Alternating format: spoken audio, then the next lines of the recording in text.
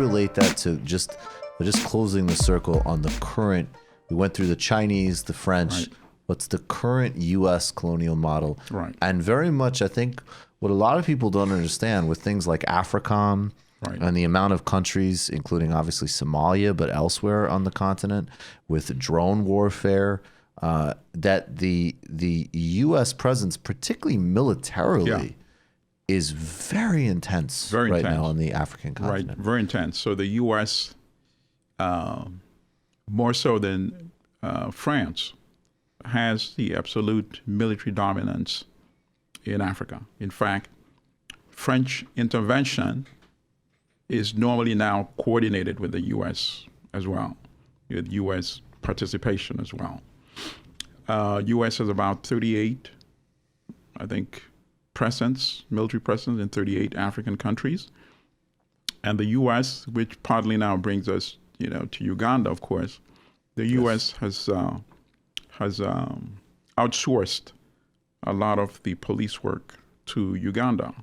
And Uganda is the very typical neo-colony governed by a puppet dictator who's been there for 34 years, Yoweri Museveni, pretty much like Mobutu, who served that role in the 1960s.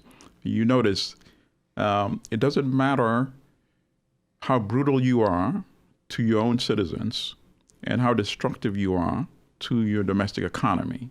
Right. That is not the criterion to have good relations with the West or with the U.S. Mobutu, the example, he was sustained in power from 1960. He became officially a leader in 1965. But in essence, from 1960, he was already This is who in took charge. over after the great liberation leader Lumumba was savagely murdered. Then you had Mobutu Sese Seko from 65 to 97? To 97, sustained by the U.S., by France, by Morocco, just looting the country, torturing, murdering, but also loyal security and capitalist subcontractor. Exactly. And he lasts long. Same thing with Museveni. He lasts long. He's very useful to the West. You mentioned Somalia earlier. And in Somalia, there are about 8,000 to 10,000 Ugandan soldiers stationed in Somalia doing the police work for the U.S.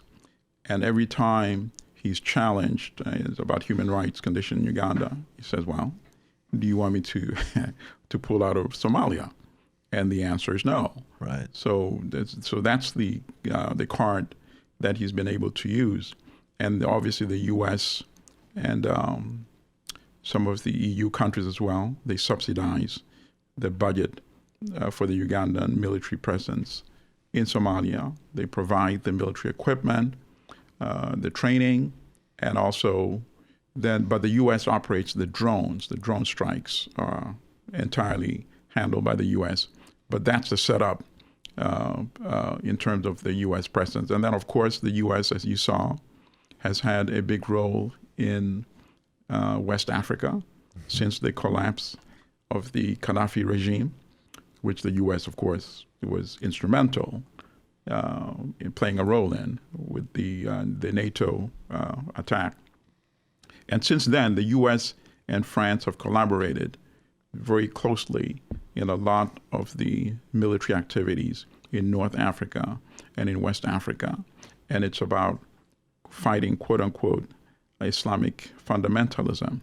It's actually trying to contain the destruction that was created by the destruction of the Libyan regime in 2011. But whenever you read about it, even in the New York Times, when you watch CNN, BBC, that part of the history disappears completely, as if they had no agency, no role in the calamity which is now engulfed much of North Africa and West Africa as well. It's just remarkable.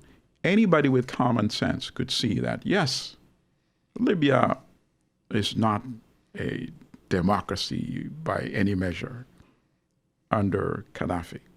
Was it delivering on significant social services? Yes. Yes. It was. Right. And anybody could tell that the intervention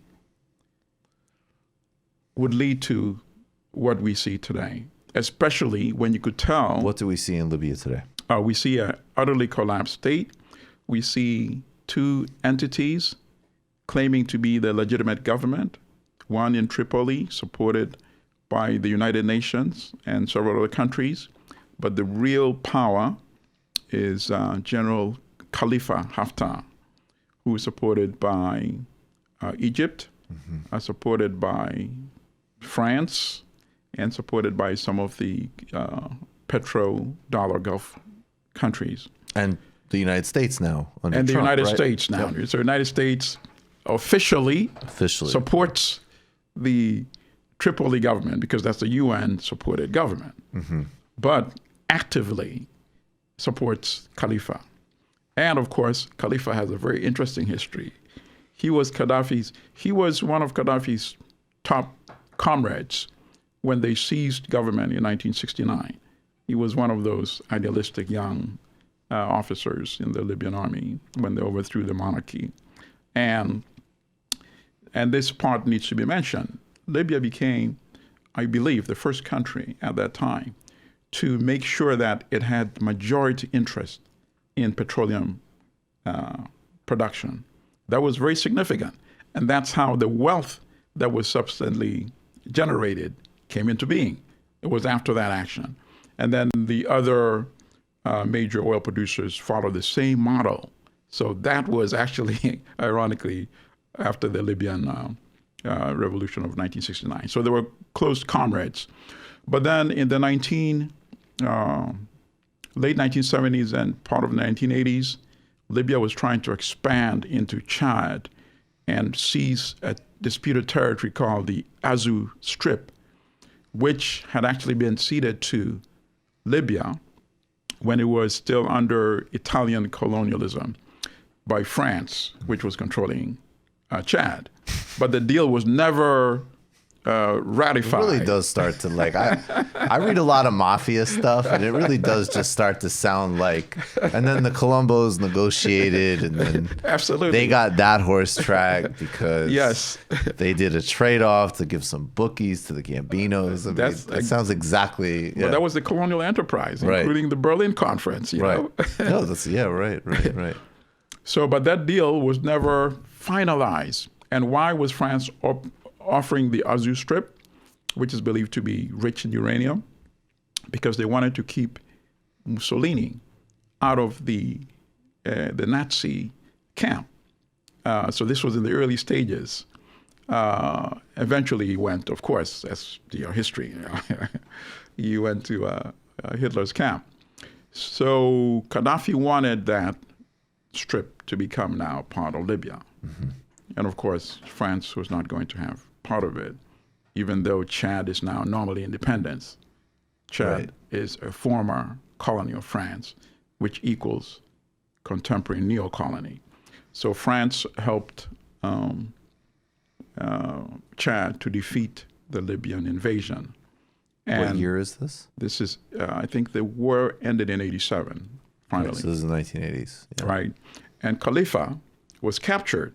He was I don't know what his rank at that time, maybe he was a general, even though Gaddafi himself never promoted himself beyond colonel. I think others may have had that title. I'm not absolutely sure, but he was actually the commander of the invasion force, Khalifa.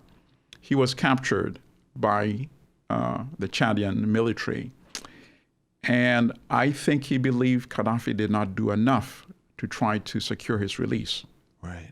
So when he was eventually released, and the U.S. may have played a role in securing his release, because he ended up here in the U.S., living very close to CIA headquarters. Okay, so that was that. Some convenient location. Right, very convenient location. Right. So That's fast, helpful. Extremely helpful. I wonder if John Krasinski ran into him. Maybe that was later. Yeah. So now we fast forward to the 2010-2011 NATO war. What's happening with that NATO war? What drives it? And what is it? Is it a petroleum grab? Absolutely. What is the balance between that and the uprising against Gaddafi, and also Gaddafi's own crimes, but also how it spilled into. I just want to put everything out. Okay. How it spilled into Mali. Okay. Then also, how does it flip on a dime? Because before that, they brought Gaddafi back in. Absolutely. Gaddafi actually aids the Blair government is implicated in sending UK citizens, I believe, at the very least suspects, Libyan descent, back to Gaddafi to be tortured. The U.S. is having great relations with him. Everybody is cutting oil deals. Absolutely. And as always, obviously, just the same pattern. No one cares about any of these human rights issues when there's deals to be cut. And the year before, or the year before, or 2 years before, Gaddafi, remember, went to France. Yes. Met Sarkozy, entertained with a huge delegation. They signed all these business deals with French business. Well, that was the other thing that I wanted to ask you. Is this is simple? Because there was a criminal probe in France that Sarkozy was taking illegal cash donations from the Libyan government. Yes. Was this? I mean, when I first was this as simple as Sarkozy trying to whack the guy to take out his crime? Absolutely was part of it. What happens? Without a doubt, everything 2010, you have said, 2011. Nothing you said is mutually exclusive. Yes. Everything you said all add up together. Right. You know. Yeah. And you've actually pretty much laid out most of the elements already. There was the Lockerbie issue. You remember? Right. Right, of course. Was that in 88, I believe? And even up to now. And I think both Al Jazeera and The Guardian have done extensive reporting on this. And there's a huge question as to whether Libya was actually involved in that bombing. And these aren't outlets that indulge in so-called conspiracy theories. So people can go back and read some of the work that The Guardian has done and Al Jazeera has done as well. But nevertheless, I think Gaddafi saw that the price of paying the compensation to the victims, and obviously if you pay compensation to victims, you are accepting you're liability. accepting responsibility for a terrorist act. Yeah. Absolutely. So that's what happened. Paid that money. And after that, as you already enumerated, relations began to be repaired. And Tony Blair is going, and John McCain is going. I mean, this is tight. Sanctions were lifted. And why are they going? Because this is a country with phenomenal reserves, billions of dollars. This is a country, and I always have to qualify it, even though these per capita statistics may not be that meaningful in some aspects, sometimes you can use them for comparison. It's a country where the per capita income was more than $11,000 to $12,000, which is very significant in an African country. If you take, for example, Uganda, where $700, you know? And it has hundreds of billions of dollars just in reserves. And it has a sovereign fund, a wealth fund, which all these major money management firms, all these investment banks want to manage. I think Morgan Stanley actually was either Morgan Stanley or Goldman Sachs. One of these two big players was managing significant parts of this fund. So relations had normalized. So to me, when they talk, first of all, this talk that the NATO intervention was to prevent Gaddafi from committing massacres in Benghazi. Okay. How can we now disprove that was the main motivating factor? If they care that much about Libyan citizens being massacred, why are you standing aside today as thousands of Libyans are being massacred on a daily basis? Where is that urgency today to do anything? Well, there's literal slave markets now. Think about in Libya. Literal slave markets. And let me comment very briefly on the slave markets too, which I find very ironic. And we should be very thankful that we have media outlets like this, which people can come to to listen, to watch, and get substantive information, and listen to people pose the questions. CNN was awarded the Polk Award for breaking this news about the so-called slave markets in Libya, right, where they're auctioning richly melanated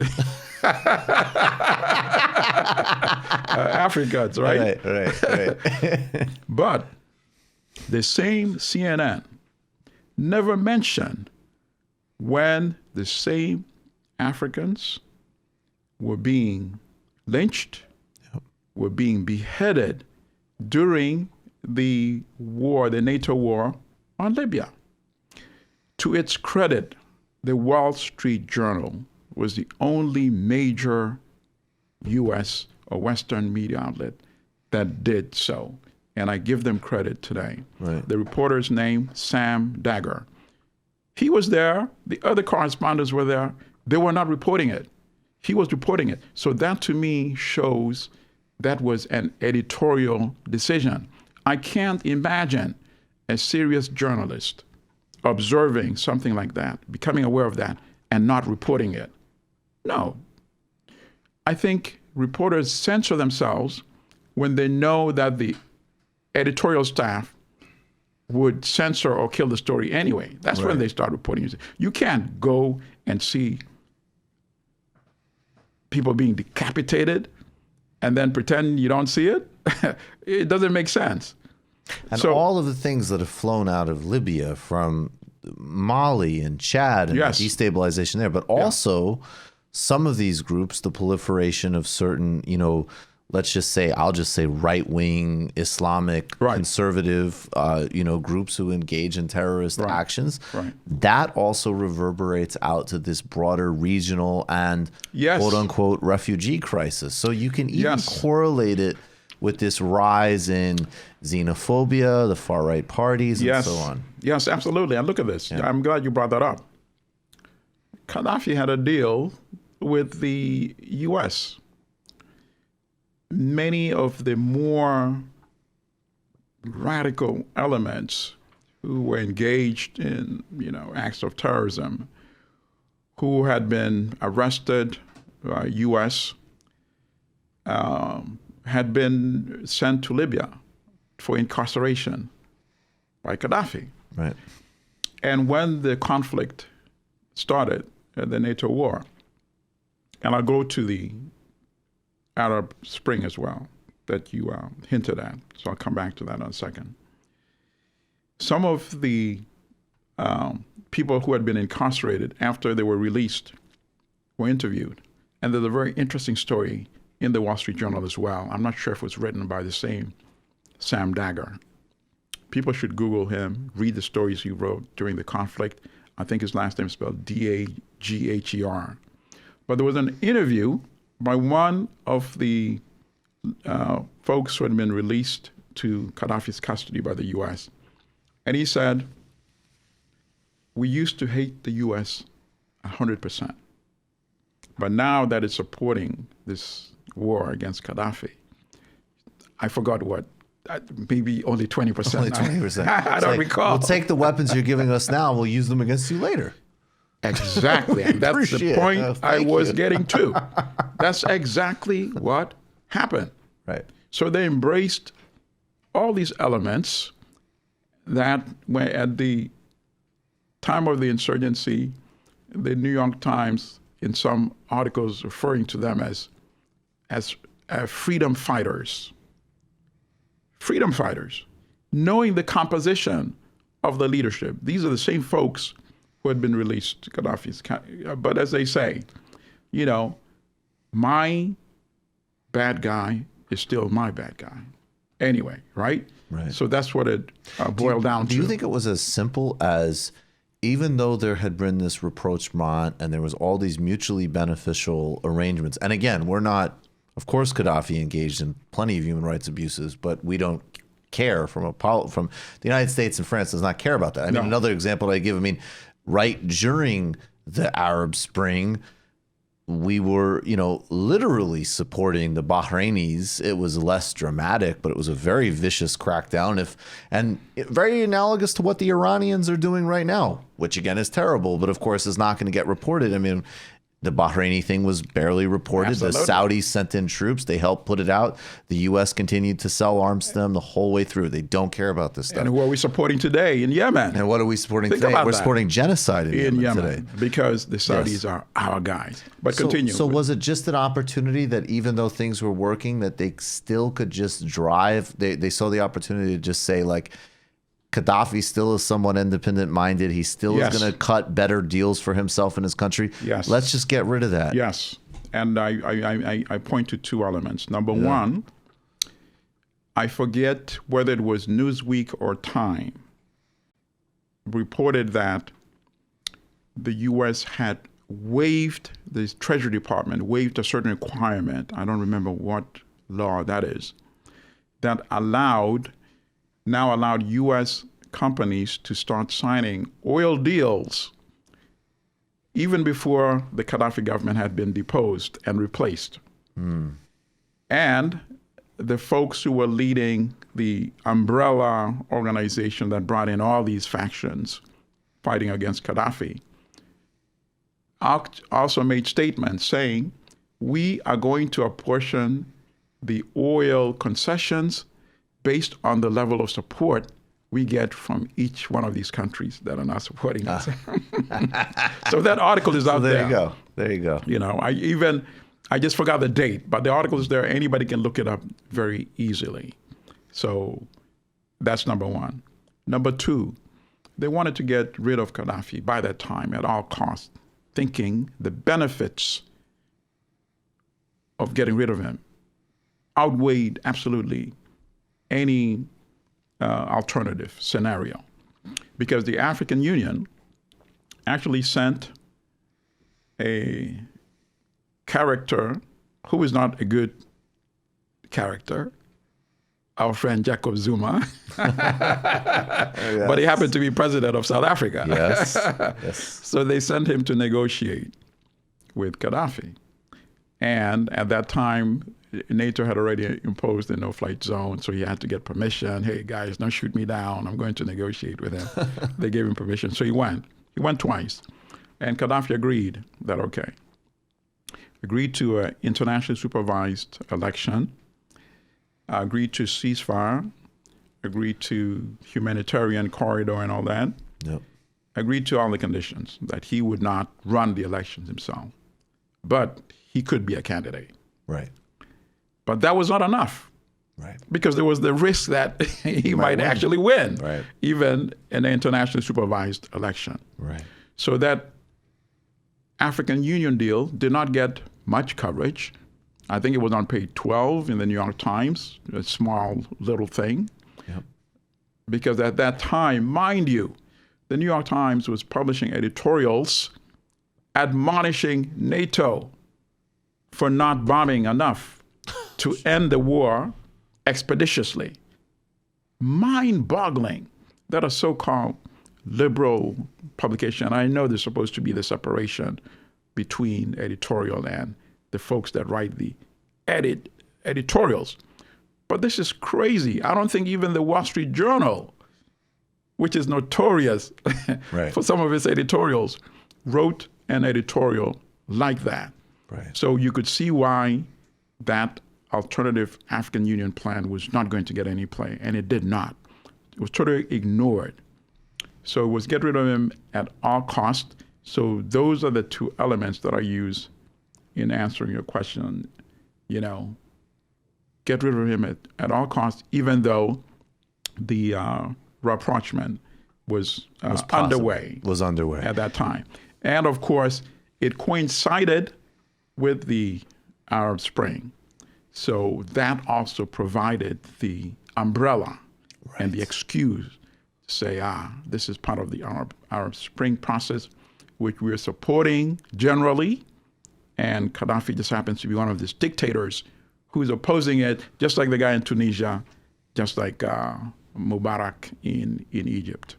You just watched a Michael Brooks show video Subscribe to get them all. Why wouldn't you? Don't be foolish. Click subscribe below and become a patron as well. Patreon.com/TMBS. Thanks, everybody.